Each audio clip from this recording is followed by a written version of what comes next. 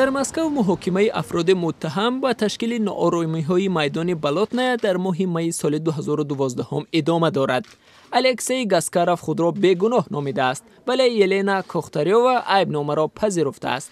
پیش بینی می شود که حکم آنها 18 آگوست اعلان خواهد شد. در ارتباط با اعتراضهای میدان بلاتنایا که عملاً به برخورد اعتراضگران با پلیس مبدل شده بود، 28 نفر از آزادی محروم شده‌اند. در پایتخت سربیا شهر بلگراد مراسم یادبود سرب‌های خرواتیا که در تاریخ 5 آگوست سال 1995 کشته و یا اجباراً به ترک این کشور وادار شده‌اند دایر گشت. حمله ماه آگوست سال 1995 که طوفان نام داشت، یکی از عملیات‌های اخیر نظامی ارتش خرواتیا در مبارزه برای استقلال بوده است.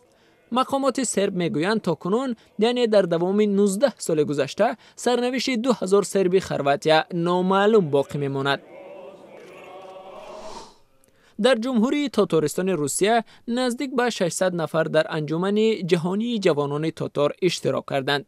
در شهر قزان تاتارهای مقیم 30 کشور مختلف عالم مسئله‌های مربوط به آموزش زبان تاتاری و حفظ فرهنگ این ملت را بحث نمودند. اشتراکچیان اظهارات پخش نمودند که هدف از آن حمایت از مقام پرزیدنت تاتارستان است. حکومت فدرالی روسیه نقشه دارد که مقام پرزیدنت را از بین برده، رهبری جمهوری روسیه و از جمله تاتارستان را به مقام‌های ضعیف‌تر عوض کند. در الماتای قزاقستان مسابقه قاقپر و یا بزکشی برپا شد که در آن دسته‌های جوانان اشتراک کردند.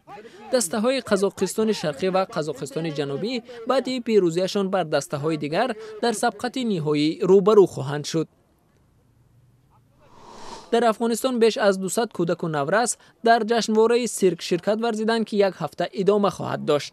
هنرمندان جوان امکان داشتند که در صحنه‌های مختلف و پارک‌های کابل هنر خود را نشان دهند.